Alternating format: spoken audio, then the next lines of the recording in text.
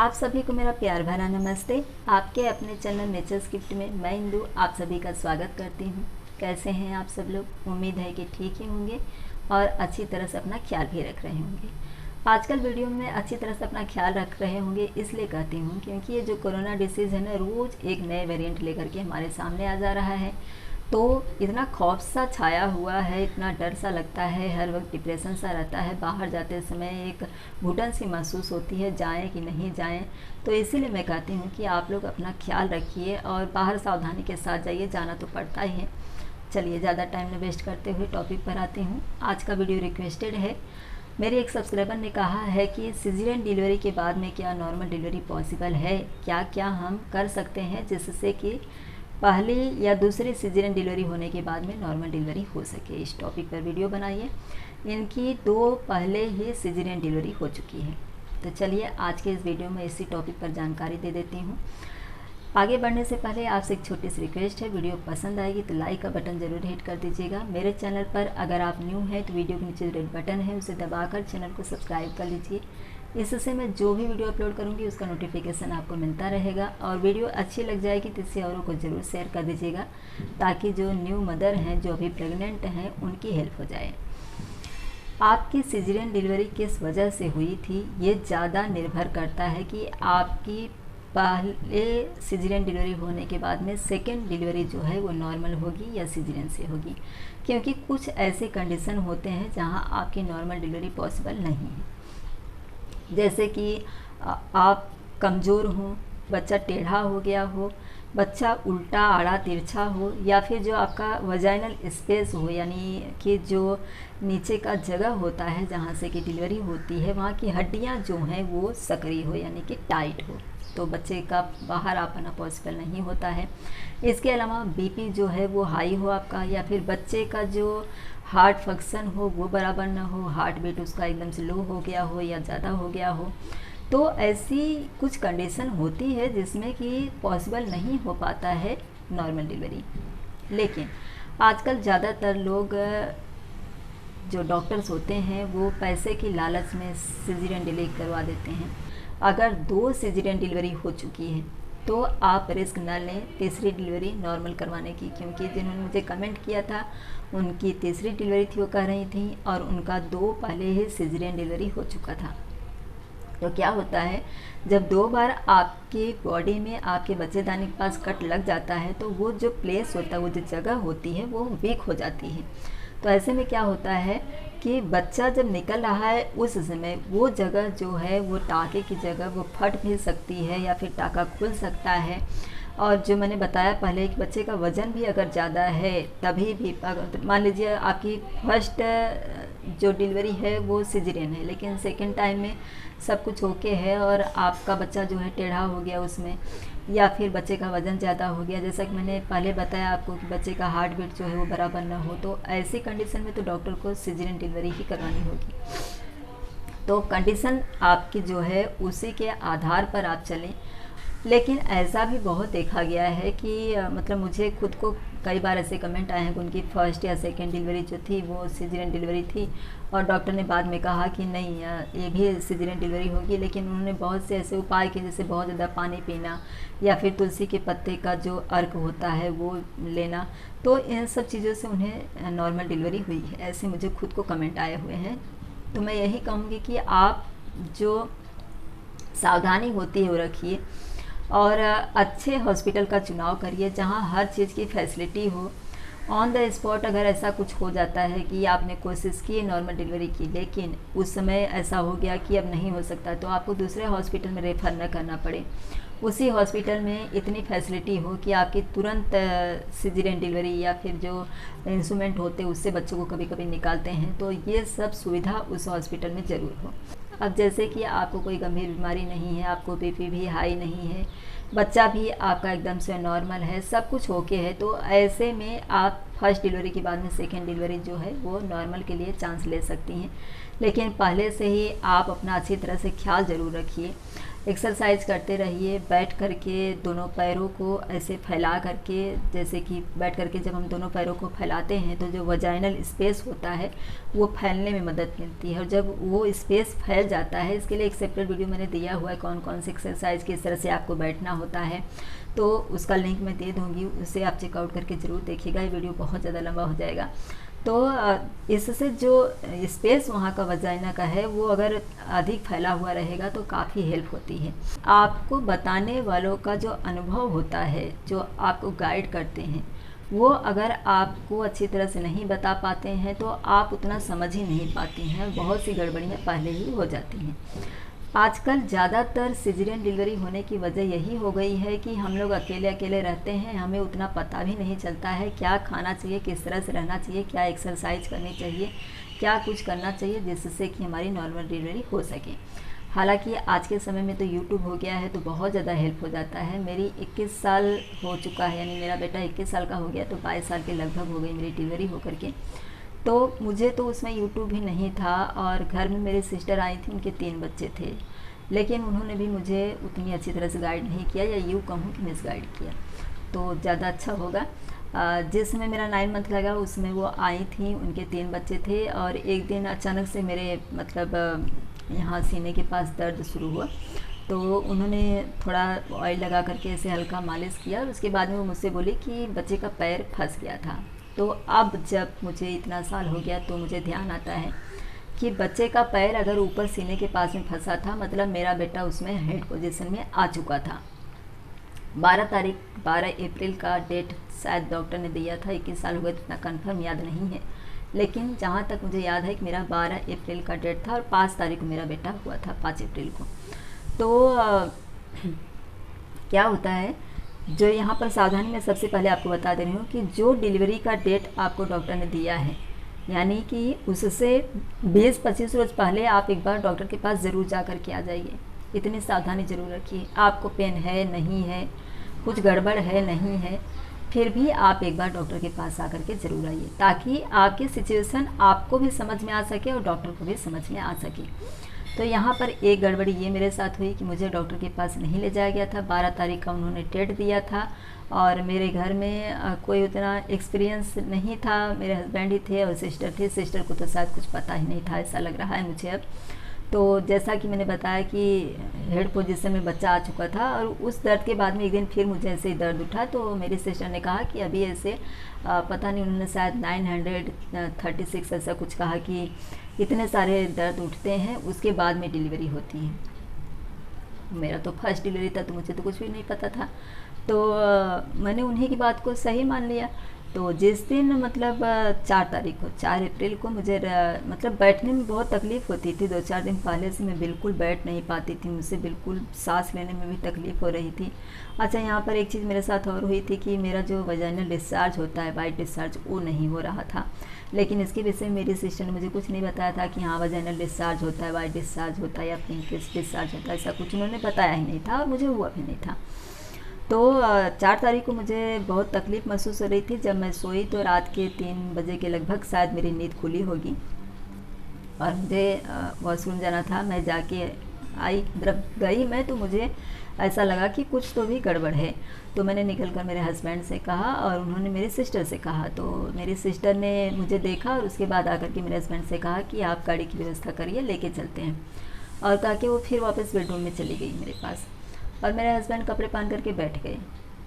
तो थोड़ी देर बाद वो फिर से निकल के आई और बोली कि ऐसे ही उसे शायद नींद आ रही थी, आलस आ रही थी, जो कि ऐसे समय में नहीं करना चाहिए था उन्हें। तो उन्होंने कहा कि ऐसे ही थोड़ा डस्ट है, कचरा है, सुबह चलेंगे, अभी सब लोग सो जाते हैं। और मेरे हस्बैंड भी खुश हो गए, चलो सो जाते हैं। सबको सोने की लगी हुई थी, सब सो गए। सुबह में मतलब रात में ये लोग तो अच्छी तरह से सो गए, लेकिन मुझे बार बार दर्द हो रहा था। तो मेरा जो एक्सपीरियंस था कि मुझे उसमें लेबर पेन किस तरह से उठा, क्योंकि उतना मैं समझ गई कि वो मेरा लेबर पेन था।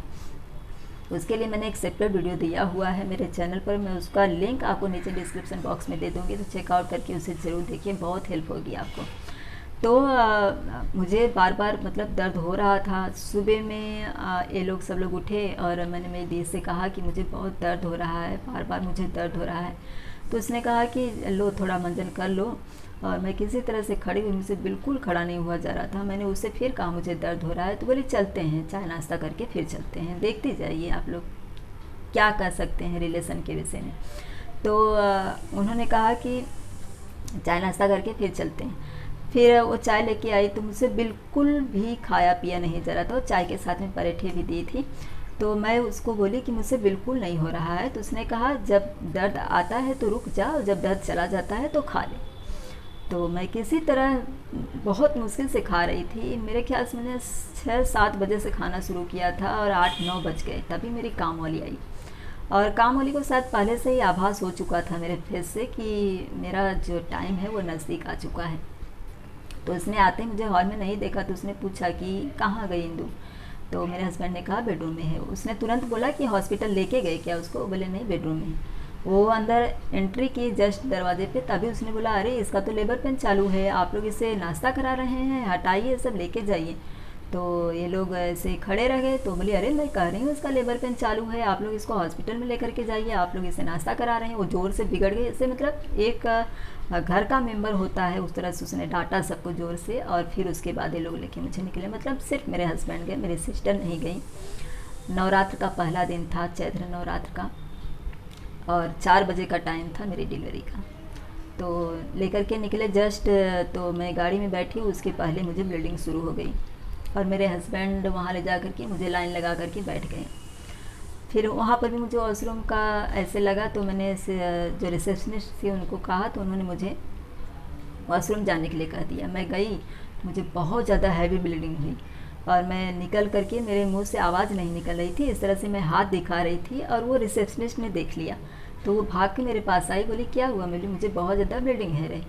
तो बोली कि ब्लीडिंग है तो तुम्हारा लेबर पेन चालू है, बताया क्यों नहीं, लाइन क्यों लगाया, नंबर क्यों लगाया। वो एकदम से ऐसे हड़बड़ा गई। उसने दूसरी सिस्टर को बुलाया, उसको पकड़ा, तुरंत अंदर गई, डॉक्टर से कहा। डॉक्टर ने सारे पेशेंट को बाहर निकाला, मुझे अंदर लिया तुरंत, और उन्होंने चेक किया। उसके बाद तो उनको इतनी गुस्सा आ गई, मेरे हस्बैंड के ऊपर एकदम से ऐसे झपट ही पड़े और बोले कि क्या किया आपने। उससे मेरे हस्बैंड लॉयर हैं, एडवोकेट हैं। तो डॉक्टर ने कहा कि क्या किया आपने, आप इसको सुबह 4 बजे लेकर के आना चाहिए था, और आप अभी लेके आए हैं, 4-5 घंटे की देरी हो चुकी है, मैं क्या करूं। डॉक्टर ने सामने से पूछा कि मैं क्या करूं। उनको इतना मतलब शौक सा आया कि कैसे लोग हैं ये। और उसके बाद में फिर उन्होंने कहा कि बच्चा निकल चुका है, बच्चे के मुंह में कचरा जा चुका है, इसका बच्चेदानी पूरा ओपन हो चुका है, ब्लीडिंग ज़्यादा हो चुकी है। तो ऐसे में अगर मैं रिस्क लेता हूँ, ये डर गई है क्योंकि मैंने सुन लिया था कि बहुत लेट हो चुका है और बच्चेदानी से निकल चुका है, तो किसी को भी डिप्रेशन हो जाएगा उसमें। तो डॉक्टर ने कहा कि ये ताकत नहीं लगा पाएगी। अब आपके ऊपर है कि आप लोग क्या डिसीजन लेते हैं। 1 रुपये में 25 पैसे की गारंटी देता हूँ कि नॉर्मल डिलीवरी हो सकती है। अदरवाइज़ हो सकता है कि ये एंड टाइम पे ताकत न लगा पाए, क्योंकि इसकी ताकत वैसे ही आधी जा चुकी है। अगर ये ताकत नहीं लगा पाई तो बच्चा फंस जाएगा और मुझे बड़ा ऑपरेशन करना पड़ेगा, और बच्चेदानी के मुंह पर ही है, तो मैं इतना छोटा सा कट लगा करके बहुत आसानी से बच्चे को निकाल सकता हूँ। फिर भी 1 रुपये में 25 पैसे गारंटी देता हूँ, नॉर्मल डिलीवरी हो सकती है। डिसीजन आप लोगों का होगा। उसमें डिसीजन तो पूरा मेरा ऊपर आ गया, मतलब मेरे हस्बैंड के ऊपर, और वो खुद नर्वस हो चुके थे। तो मैंने फाइनल डिसीजन खुद से लिया कि मुझे सिजेरियन ही करवा लेना है, क्योंकि मैं बच्चे को सेफ चाहती थी। तो इस तरह की कंडीशन अगर आपकी है, जैसा कि मेरे साथ हुआ, तो आप कुछ नहीं कर सकती। लेकिन अगर ऐसी कंडीशन आपकी है कि उस समय आपके साथ ऐसा हुआ है, तो आपकी सेकेंड डिलीवरी जो है वो नॉर्मल हो सकती है। क्योंकि मेरे साथ तो मुझे मिसगाइड किया गया, उसमें मुझे पता ही नहीं था कुछ भी, तो इसकी वजह से मेरी सिजेरियन हुई। एक्चुअली मैंने आपको ये अपनी स्टोरी इसीलिए बताई ताकि आपको गाइड हो सके। सॉरी, मैं थोड़ा नर्वस हो गई, क्योंकि बैग जब हम जाते हैं तो बहुत सी ऐसी बातें होती हैं जो दिल पर लग जाती हैं। तो मेरी कंडीशन ऐसी थी कि मेरी नॉर्मल डिलीवरी हो सकती थी, लेकिन मिसगाइड लापरवाही की वजह से मेरी सिजेरियन डिलीवरी हुई। तो अगर ऐसी कंडीशन आपकी है कि आपका सब कुछ ओके है और एंड टाइम पे ऐसा कुछ हो जाता है कि आपकी सिजेरियन डिलीवरी हुई है, तो आपकी नॉर्मल डिलीवरी सेकंड हो सकती है। लेकिन अगर 2 सिजेरियन डिलीवरी हो चुकी है तो आप रिस्क ना लें तीसरी डिलीवरी नॉर्मल करवाने की, क्योंकि जिन्होंने मुझे कमेंट किया था उनकी तीसरी डिलीवरी थी वो कर रही थी और उनका 2 पहले ही सिजेरियन डिलीवरी हो चुका था। तो क्या होता है, जब 2 बार आपकी बॉडी में आपके बच्चेदानी के पास कट लग जाता है तो वो जो प्लेस होता है, वो जो जगह होती है वो वीक हो जाती है। तो ऐसे में क्या होता है कि बच्चा जब निकल रहा है उस समय वो जगह जो है, वो टाँके की जगह वो फट भी सकती है या फिर टाँका खुल सकता है। और जो मैंने बताया पहले कि बच्चे का वज़न भी अगर ज़्यादा है तभी भी, मान लीजिए आपकी फर्स्ट जो डिलीवरी है वो सिजेरियन है, लेकिन सेकंड टाइम में सब कुछ ओके है और आपका बच्चा जो है टेढ़ा हो गया उसमें, या फिर बच्चे का वज़न ज़्यादा हो गया, जैसा कि मैंने पहले बताया आपको कि बच्चे का हार्ट बीट जो है वो बराबर ना हो, तो ऐसी कंडीशन में तो डॉक्टर को सिजेरियन डिलीवरी ही करवानी होगी। तो कंडीशन आपकी जो है उसी के आधार पर आप चलें। अब जैसे कि आपको कोई गंभीर बीमारी नहीं है, आपको बीपी भी हाई नहीं है, बच्चा भी आपका एकदम से नॉर्मल है, सब कुछ ओके है, तो ऐसे में आप फर्स्ट डिलीवरी के बाद में सेकेंड डिलीवरी जो है वो नॉर्मल के लिए चांस ले सकती हैं। लेकिन पहले से ही आप अपना अच्छी तरह से ख्याल ज़रूर रखिए, एक्सरसाइज करते रहिए। और एक फर्स्ट डिलीवरी हो चुकी, दूसरी सेकेंड डिलीवरी भी हो चुकी है, दोनों सिजेरियन से हुई है, तो थर्ड डिलीवरी के लिए तो नॉर्मल डॉक्टर बिल्कुल भी रिस्क नहीं लेते हैं। अच्छा, एक क्वेश्चन ये भी मुझे बहुत ज़्यादा आए हुए हैं कि कितनी डिलीवरी सिजेरियन से हो सकती है, यानी कितनी बार हम बच्चे पैदा कर सकते हैं सिजेरियन से।